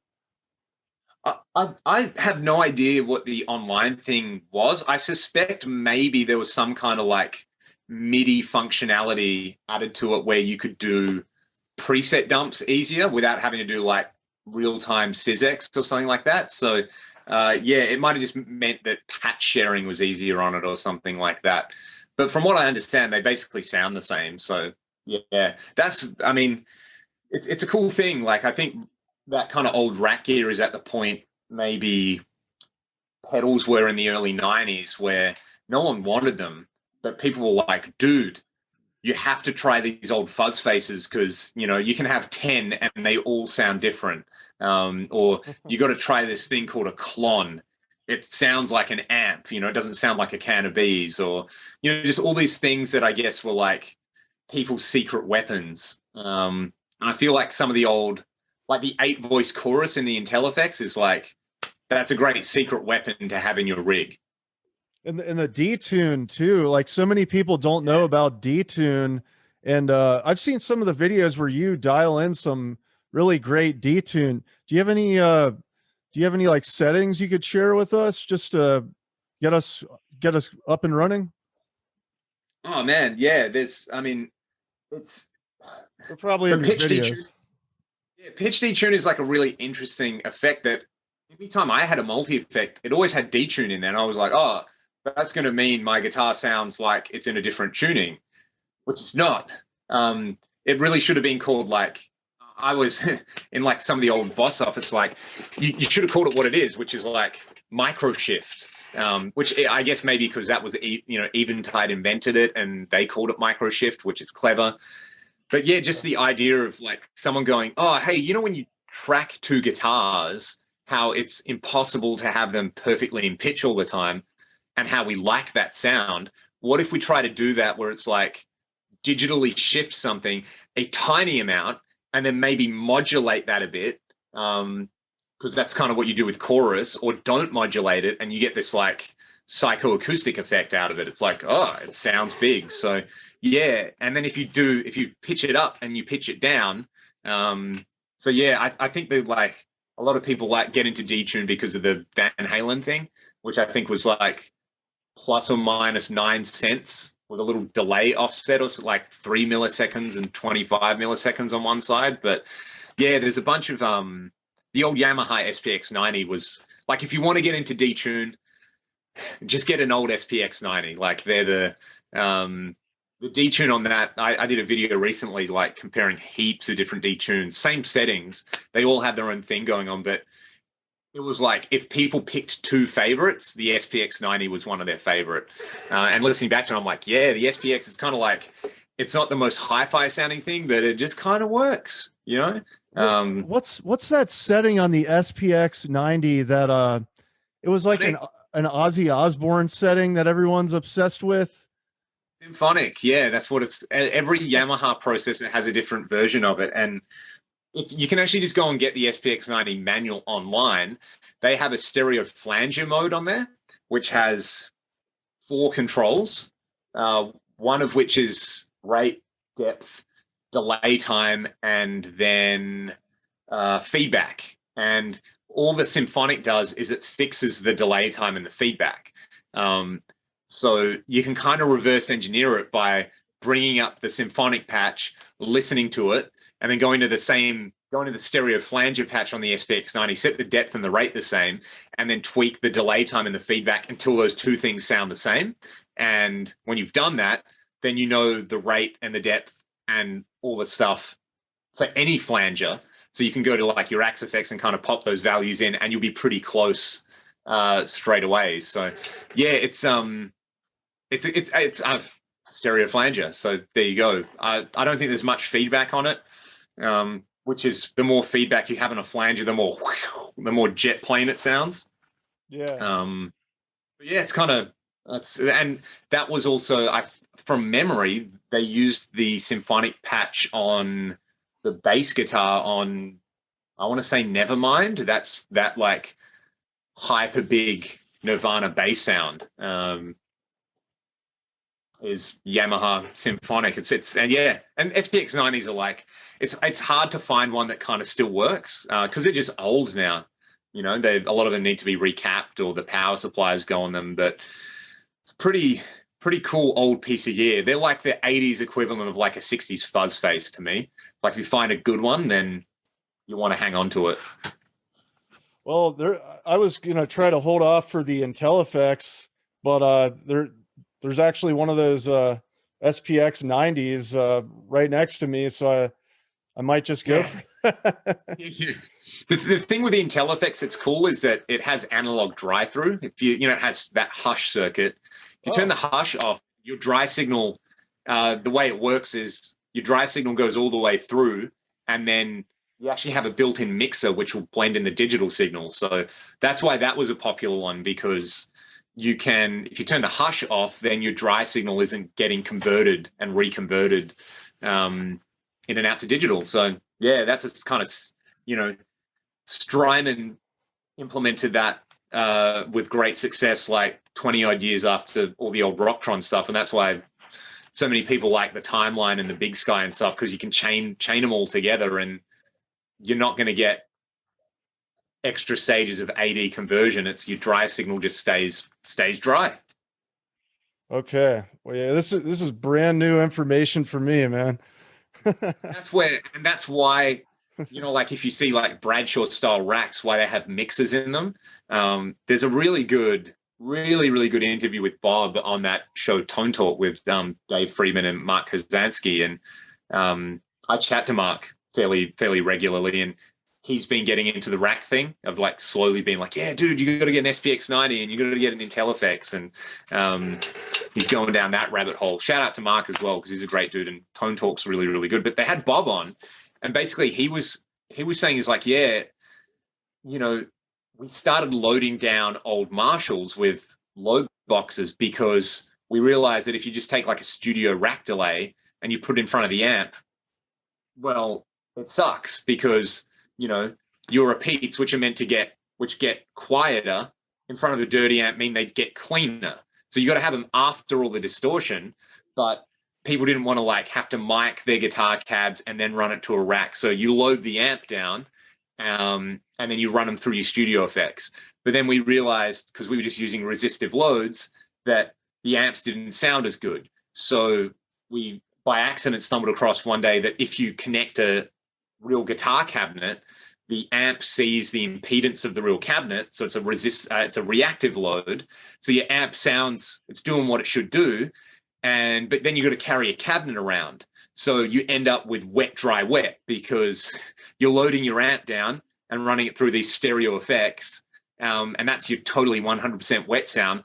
But then you're using a cabinet anyway, so why not have your cab on stage? So that's where wet, dry, wet comes from, which nowadays you wouldn't really need to do because so much stuff has analog drive-through, so you don't have to worry about mixers, you know, in that kind of setup. And reactive load boxes are widely available, like Ragdoll make one, Sir make one, Two Notes.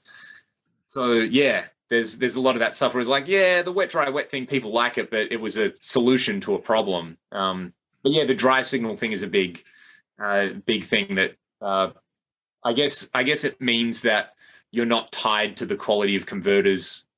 And like whatever device has the worst converters is kind of going to impact your sound, your dry sound the most. Or if you had five pedals which had like 3 milliseconds of latency each, and you're going in and out of all of them, then you're going to end up with 15 milliseconds of latency, and you're going to start to feel that.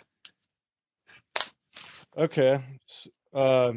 So what do I need to do? What do I need to do with my rig to beat the wet, dry, wet problem? Probably need a mixer, which I held off on for so long, but then I got a rack mixer and I was like, this makes things so much easier. So yeah, it's one of those things. I think if you've got like more than one multi-effects processor, like if you wanted to use an IntelliFX and an SPX 90 and I don't know, an old Alesis midi-verb or quadriverb or something, then it's probably worth getting a mixer. And then that way, and the cool thing about that is it's like you can use one unit for one sound. Like, you know, the IntelliFX is cool for chorus and detune, but it didn't have tap tempo delays and the reverb was okay. So maybe you want a lexicon for the reverb, and yeah, you can kind of, it's like going to Chipotle. Like, I want this burrito, but I want this sauce. Yeah. It sounds like ultimately the flexibility ends up paying for itself. Exactly. So there's rack mixers that you can just throw in your rack, and it does. You can. Man. If you look at the old, again, I keep coming back to the Bradshaw thing because Bob basically solved all these problems in the 80s and built all the stuff. But I bought a Samson SM10. It's relatively, I want to say they're probably like a few $100 American, but the cool thing about them is you have 8 stereo inputs and you have 2 auxiliary sends that are stereo. So I guess the classic like Michael, you know, like the classic, the rack is Michael Landau's rack, right? The Bradshaw thing. And his thing was like the effects chain, if I'm remembering correctly, was he used the old Ditronic CS5 rack mount chorus, which Full Tone now make as the that 80s rack chorus, the Turk. So you have basically the idea is like you have a stereo chorus that's all analog. You could use like I have one of those Clark Technic Dimension knockoffs that are like $150 US. So you have like stereo, you go into this stereo chorus that's all analog, and that splits your signal. So you've taken a mono signal, you've made it sound wide and swirly. You run that into a mixer. And what you do is you have these auxiliary sends so your chorus sound, which is, I guess, your dry, you would then send an auxiliary send in stereo to like an eventide for pitch detune, and you can blend that in as you like. And then to like, you know, a pair of digital delays or something like that, or, you know, kind of whatever. Normally the recipe is stereo chorus, you put detune on the chorus so it sounds super. I've heard that sound referred to as like the ripple effect that you get on a clean sound. And then you add some delay. And then the Bradshaw thing was you send that to another mixer with some more aux sends for your for your reverb. I think Lando actually used an SPX90 for detune and for reverb. So yeah, you don't have to try and find an old H3000 or anything. The SPX is like kind of the gold standard. So yeah, that's how those work. Is that the reason why when you see a lot of like studio racks that they have like multiple rack mounts because they're doing that mixing thing? Yeah, I just think it was like if you were, the analogy I would use is, if you're working in Pro or Logic or whatever, and you're doing a mix and you've got, say, 2 guitar tracks and bass and drums and keys on your mix. A great way to crash your computer is be like, okay, cool, I need to put reverb on my guitars. So I'll put a reverb plugin on guitar 1, and I'll put the same reverb plugin on guitar 2, and I have to go and set them exactly the same. You use auxiliary sends for that, and you bust things out. So sure. It's just that, but for your guitar sound exclusively. Oh, okay. Yeah. Because I've actually ran into, some of those issues, like the very minute latency and whether the effects go in front of the amp or into the effects loop. There's just so many routes you can take, and I've just intuitively picked up like that doesn't sound how it's supposed to. Like what do I do about it? Do I just sell this gear, or maybe I should just get a rack mixer? Yeah. It's I held off on it for a long time, I guess, because I've got the Axe effect. So I was using that as like, it's got 4 ins and outs. So it's kind of, anytime I was firing up my rack, I was using that as a like de facto mixer. But getting the rack and even I had like a small little desktop mixer just kicking around that worked really well. You just need a way to split out. If you don't have auxiliary sends, then you need a way to like split out of your preamp to all the other things, whereas having aux sends does that for you. So sure. Yeah, it's pretty fun. And then the nice thing about the Samson is it has mutes on the front, so it's good for comparisons. I can be like, okay, cool, I want to get my SPX detune to sound as close to like an Eventide thing. I'll just A/B them, and it's nice. It's nice having that as a standalone thing.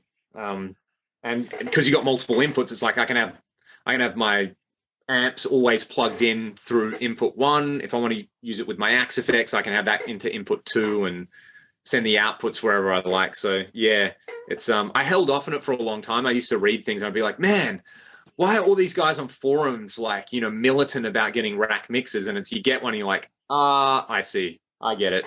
Yeah. That makes all the sense in the world. It reminds me in the video production world, you kind of run into similar issues where you can accomplish a lot with splitters and chaining things together, but the day you step up, they call them like a routing matrix of like 20 ins and 20 outs, or 40 ins and 40 outs. Once you step up to that, the flexibility that you've now got on your rig is unmatched. Oh, you want to send from that to that? Fine. You want to split this 4 ways into those 4 things? Fine. And you start playing with whether it's latency issues or just wanting to achieve different effects. It's a couple of button pushes. Yeah, it's not a half hour of rewiring. And that to me is like the advantage of something like the Axe effects, where, I mean, the big carrot for rack gear is that like it's cheap at the moment, and Intel effects you can pick up for like $150 American. way cheaper than like a boutique reverb pedal, and it can do heaps of stuff. Even like an old Lexicon PCM 81, which, you know, is at that level of gear where you're like, you can't confidently say anything sounds better than this. It's so good. They had that stuff nailed in the mid 90s, or an Eventide H3000, which now go for kind of silly money. That's but what Billy Corgan used, right? I believe so, yeah. Billy Corgan has used like all this stuff we're talking about. He's like the guinea pig for rack gear. ADAs and JMP1s and quad reverbs, and it's really cool. It shows you that it's not just a hair metal thing. So that's like the big carrot is like the individual pieces are cheap, kind of like pedals, but the rack sounds I think a lot of people love are when you have an entire system. So that includes splitters and mixers and switching systems. And, you know, once you start looking at that, then stuff like an Axifex or a Helix or those kind of things really start to make sense from a value proposition. You're not dealing with, you know, I can build like a pretty close replica of a Bradshaw rack system entirely in my Axifex.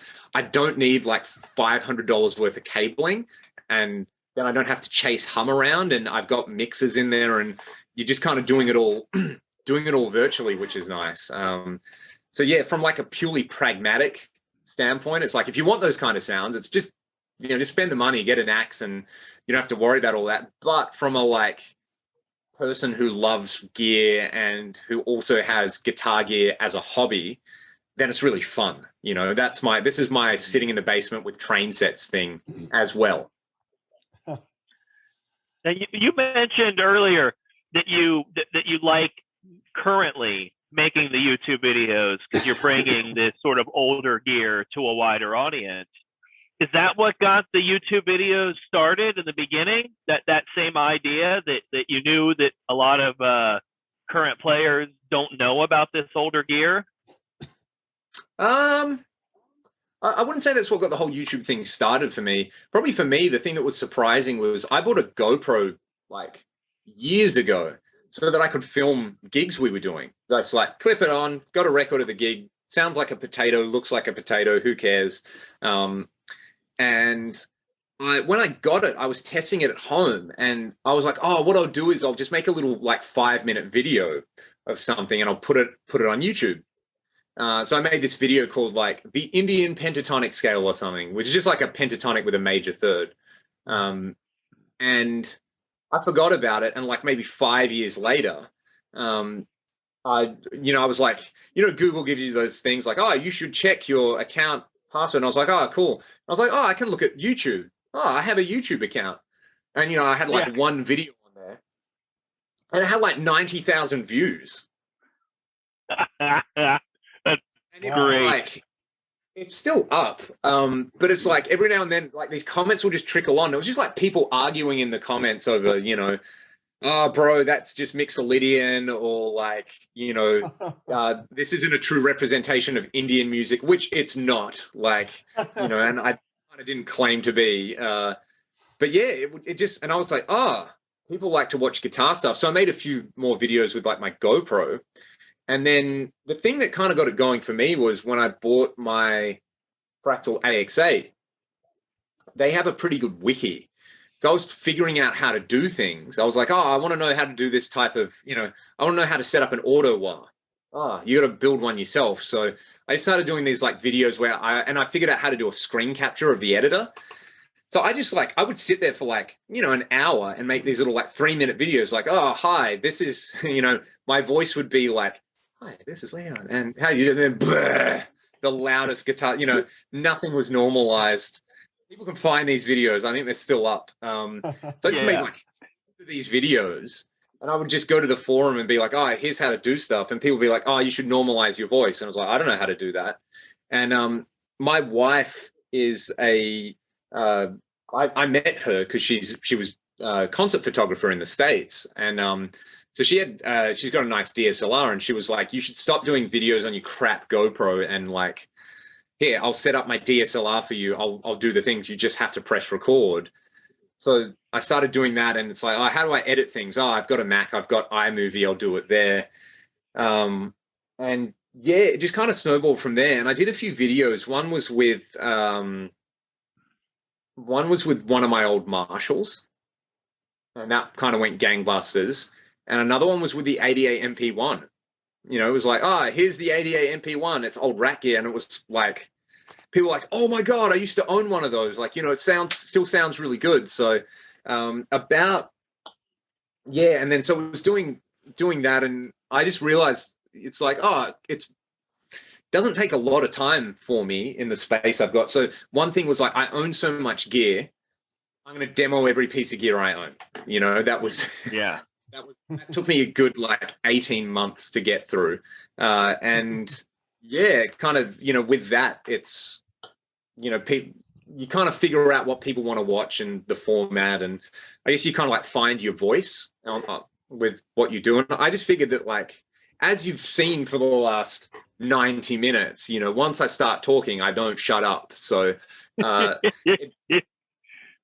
me, the format was like, turn the camera on, have everything hooked up, talk and play. And then if I do that, I don't have to cut anything. So I can just like trim the end, trim it, export it, and put it online. So, and from there, it was kind of like, you know, you start going, okay, maybe I should put a bit more effort into it, and I should have an intro, and I should have a logo. And the last, kind of when the pandemic hit, that was when I was like, okay, I'm at home. I'm going to make a real concerted effort to do some deep dive stuff into like old rat gear. Just because it's something that you know, for me, if you want to know how to dial in a pedal really well, you go and watch Pete Thorne. You know, or you want to know about an old Plexi, you go and watch Pete Thorne, or you go and watch Johann Segerborn do the old Marshall thing. And there's people who like have their niche. So it was sort of like, okay, cool. Doesn't really look like anyone's doing this. I'm gonna try to do as much of this as I can. So yeah, it's kind of, I mean, it's kind of cool, you know, stumbling across the stuff you guys are doing, because like, oh yeah, this is like a similar kind of vibe, but just with a slightly different musical background, I guess. Which yeah. Well, I think that's why we like your channel a lot. Yeah, right. For that same idea, is that you know, we're not searching for what did 800 other people make a video about last week, and we're going to make the exact same video. It's the opposite. It's what are we searching for? Exactly. We're looking for and Keith's really got his finger on the pulse for what is nobody making a video about. Exactly. That's the video we want to make. Yep.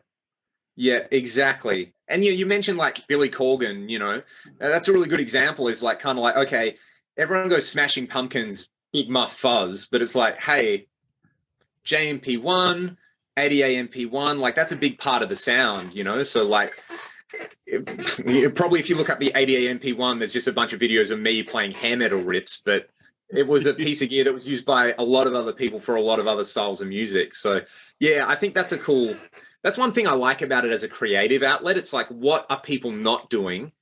What can I do that maybe just to satisfy myself will be fun? And if people watch that, great.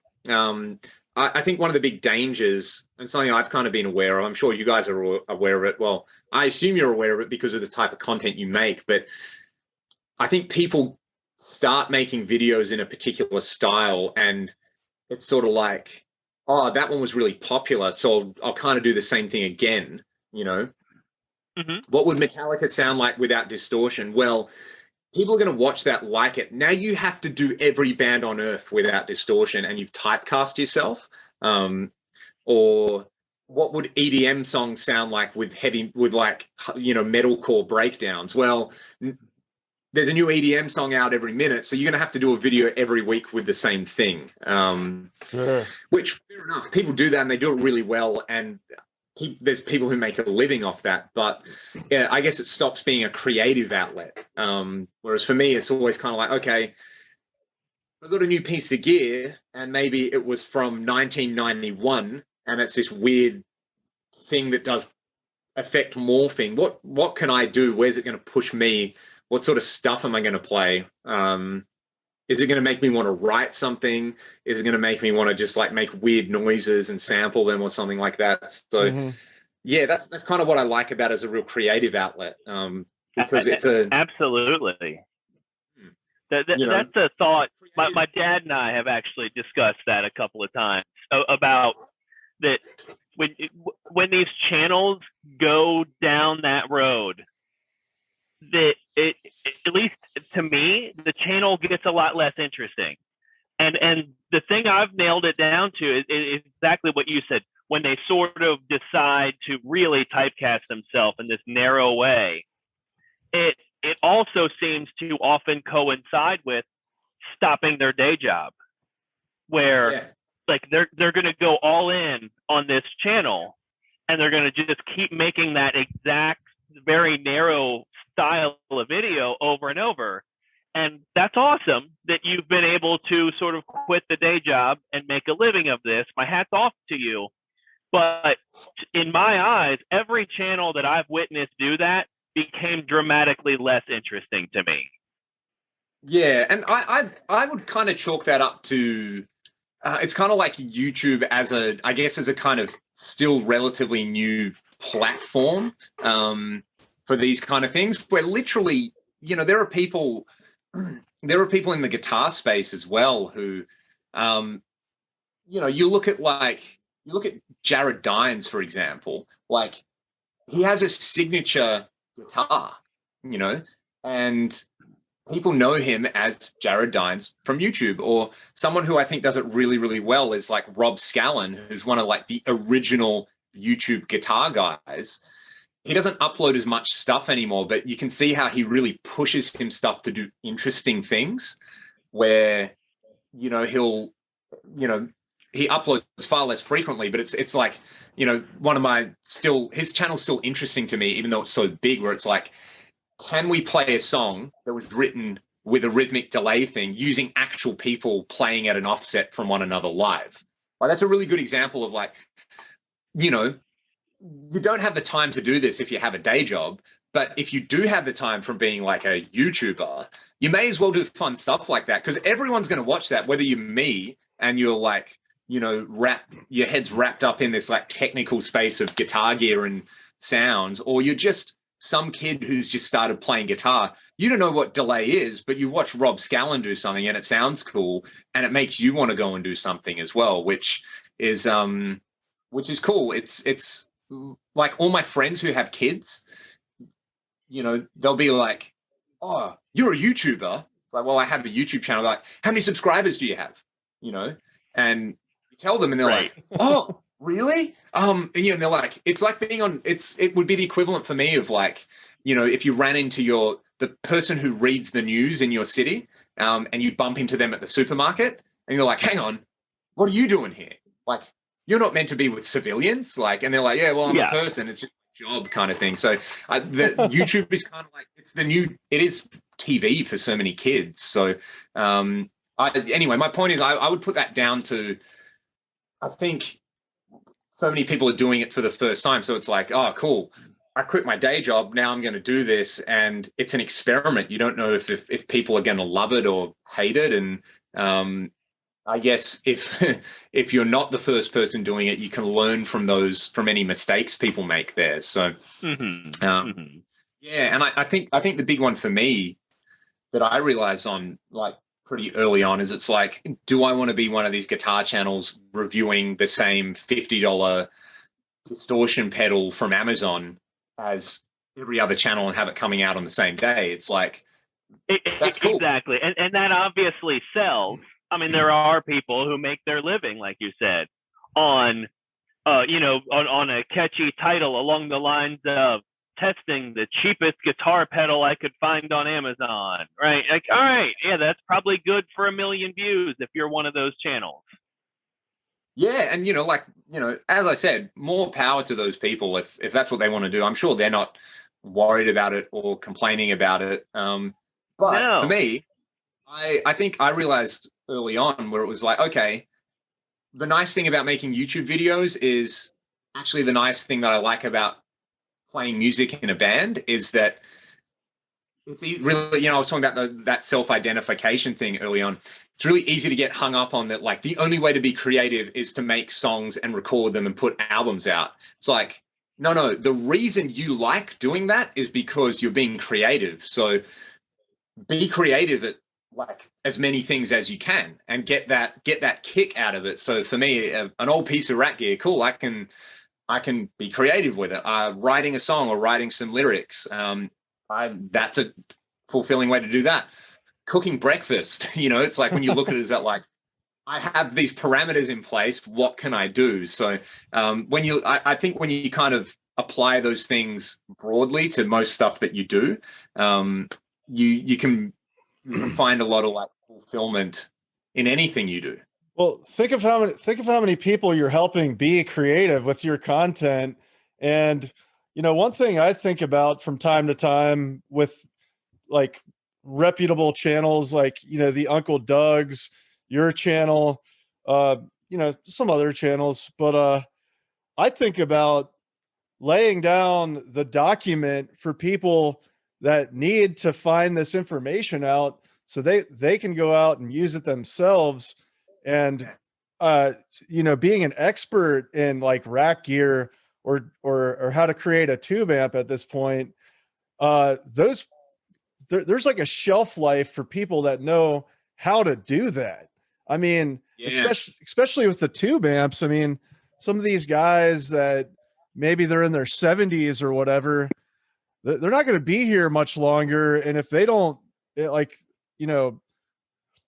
thank goodness that Uncle Doug's out there to show people the way. And like, we've got a guy in our Let's Look at the Guts series who I'm sure YouTube's going to think we're just trying to rip off Uncle Doug, but actually it really came about through very organically. I just in the town where I've been living in, I lived in LA for a decade and had a ton of good amp techs around, but where I've been for the past year and a half or so in Cincinnati, there's a lot of guitar techs, and I'll say it, a lot of them have a chip on their shoulder, and they'll take a month or a month and a half, 2 months to get your amp fixed. So I got on Craigslist. I found a guy like 2 hours south of here in Kentucky who not only does he have like really good pricing, but he's going to hang out, explain the stuff, and he's just a fun person to be around. So not only did I get to meet him and befriend him for my own purposes, but now that me and Darius are working as a team, we're going down there and we plan on getting as much material as possible. And so far we've looked at the Silverface Fender Deluxe and a mod that went with it. Our next episode, it's going to be the Mark II C+ without the EQ. So we got him to like do a pretty thorough job explaining that.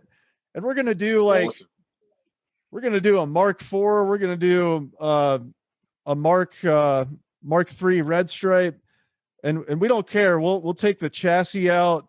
We'll see if there's any blown resistors, see whatever caps need to be replaced. And we've got this like old timer who's young at heart, just having the time of his life explaining it. And we're getting a kick out of it too.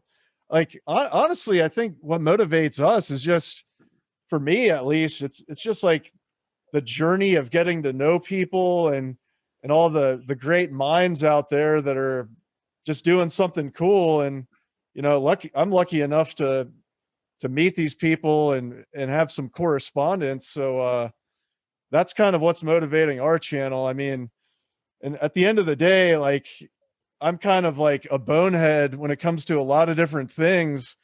So one thing I put a lot of energy into is gear, and I'm still learning on the job while I'm doing it. But we've got like 16 subscribers right now. So So we're definitely a brand spanking new growing channel, but you know, that's our little story right there. The thing, as you said, I think the thing I like about a platform like YouTube and the way I use it is it's infotainment. You know, it's a lot of people use it as entertainment. That's where they're like, I'm trying the cheap $50 Amazon pedal, and that's cool.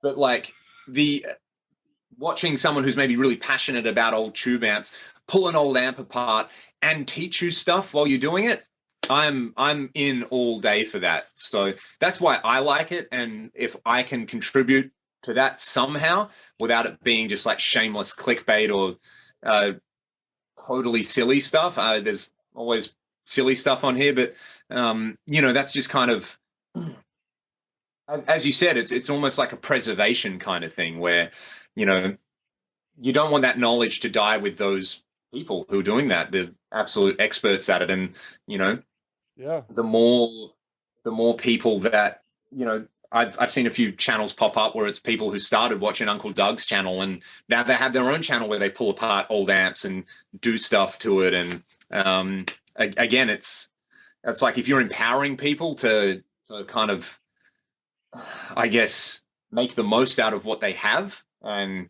maybe be a little bit more creative, or maybe just be in more of that growth mindset, which is, I guess, often correlated with like a higher quality of life than living the dream.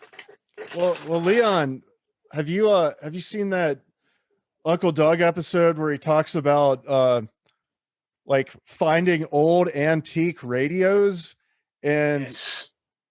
and the idea that if you find like a stereo tube radio from like the 50s, that you don't have one amp, you've got two amps with tubes that are like very hard to find.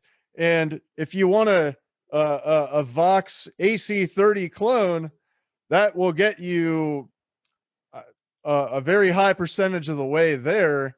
And like, I mean, there's got to be antique radios in every yard sale across the world practically.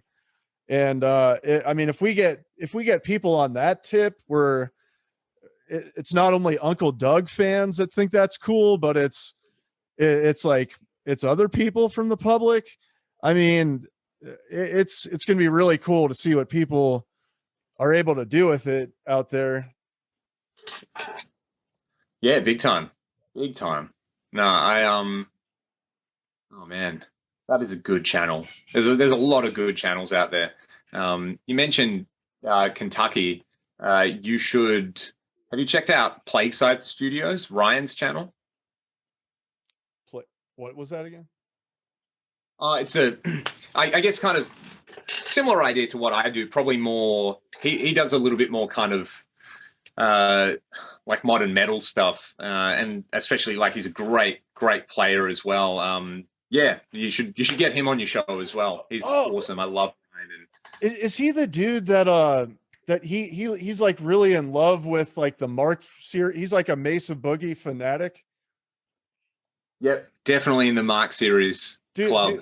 Dude, that guy's great. I know who you're talking about. Like, I didn't recognize the channel name, but I've watched hours of that guy's videos, and he even did a really awesome episode on all the clones, like the Horsebreaker, and all this other stuff. And yeah, that guy's I like awesome, his stuff because he'll do analysis of stuff. Like he'll compare different boost pedals, and it's like, here's their EQ profile, and here's how you can replicate that with a Boss graphic EQ pedal or something. You know, like really good data-driven instructional stuff. And it's like, here's how you can do it for $100.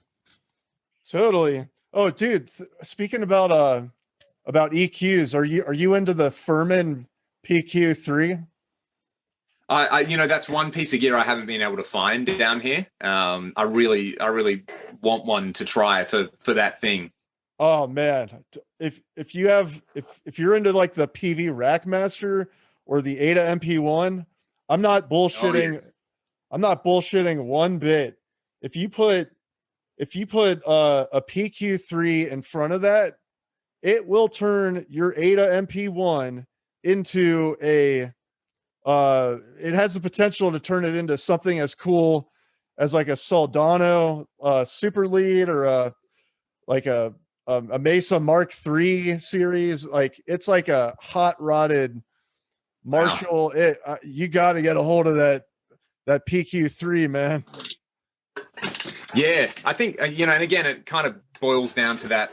What makes different amps different is often like the input EQ, basically, or a few different values in the negative feedback circuit, or all these kind of arcane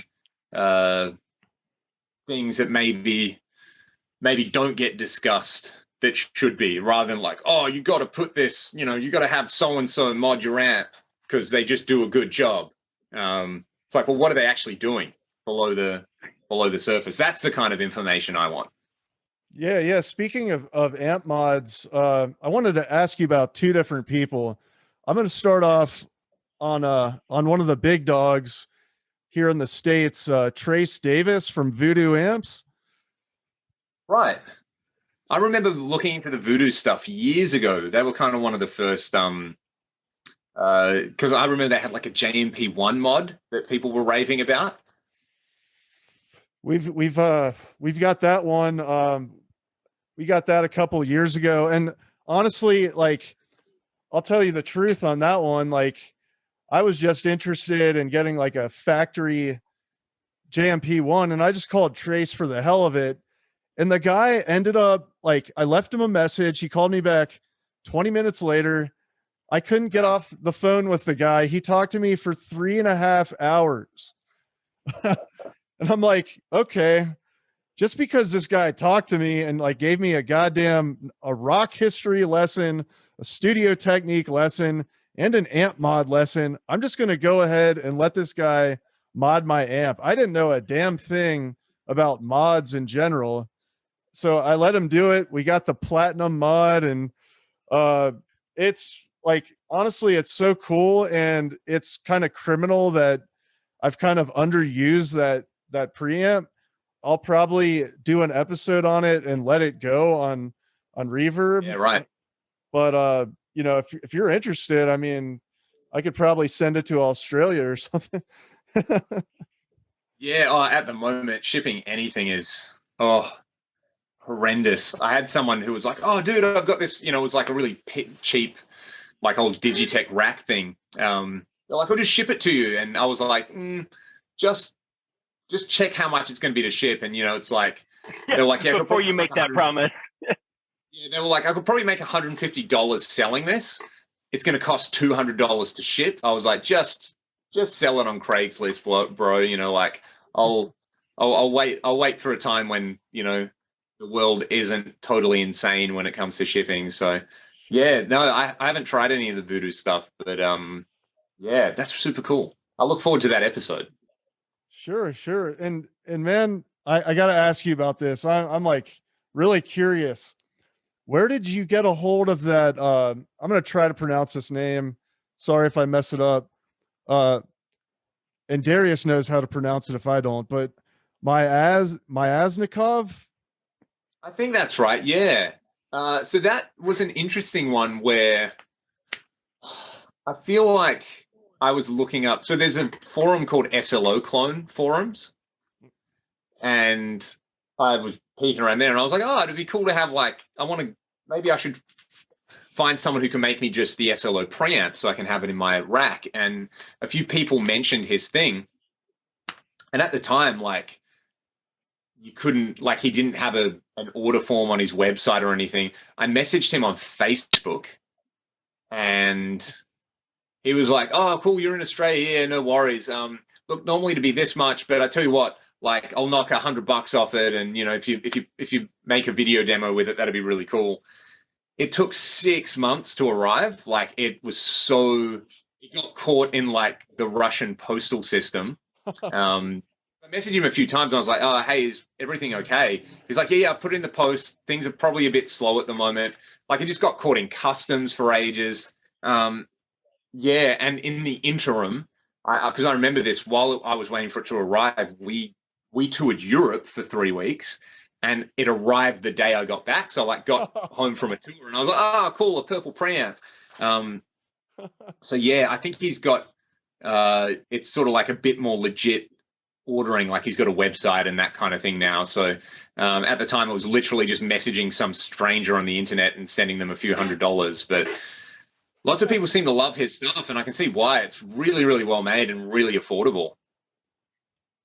Yeah, man.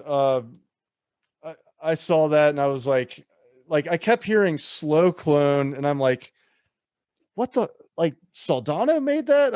It took me a long time to piece together my Asnikov on the side of it. And then I looked at his website. He's got a 5150 pre, he's got a Blues Breaker pre, he's got the slow super lead pre, Soldano, just for people that are confused maybe, but like 5 or 6 other things too.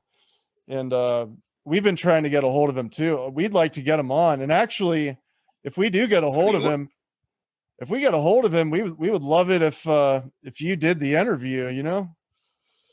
Yeah, right on. That'd be fun. Have you ever spoken on the phone? You mentioned emailing. Was that the entirety of it? Yeah, literally. I was like, so you're the guy who makes the preamp. How do I get one? And he was like, oh, you know, this. And I was like, cool. And when it arrives, I just sent him a message. And I was like, man, it sounds really, really amazing. Here's a video. And he was kind of like, cool.